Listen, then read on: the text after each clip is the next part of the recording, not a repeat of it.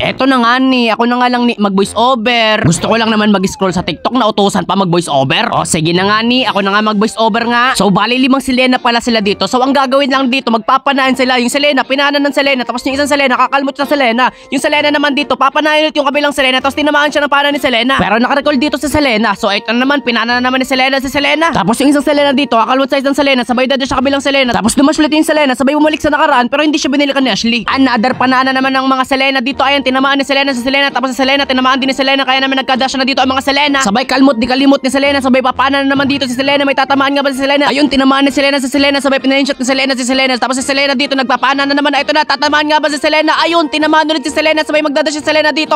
Wapa, kalmot kay Selena. Sabay balik sa nakaraan kasi hindi siya binilikan ni Ashley. Another pana na naman dito kay Selena. Sabay tinamaan si Selena. Sabay yung Selena magdadash dito. Sabay kakalmutin niya dito yung Selena. Sabay babalik siya sa nakaraan. Sabay cut ng video. Another pana na naman dito ng mga Selena. Tatamaan nga ba ni Selena sa Selena at nagkatamaan na dito ng Selena. Sabay nagkakadash na dito ang mga Selena. Napakaraming Selena. Hindi ko na mabilang ilan ba ang Selena dito. 10, 20, 5. Pero hindi pa dito nagtatapos si Selena dahil pinanana naman ni Selena si Selena. Sabay dadash na naman dito si Selena. Sabay kalmot di kalimot. Sabay alis na parang nothing happen. Another day, another pana. Wapak! Tinamaan ang flame shot ni Selena sa Selena. Sabay si Selena puro dik sa isang Selena. Sabay tinamaan yung Selena na isa. Sabay tinamaan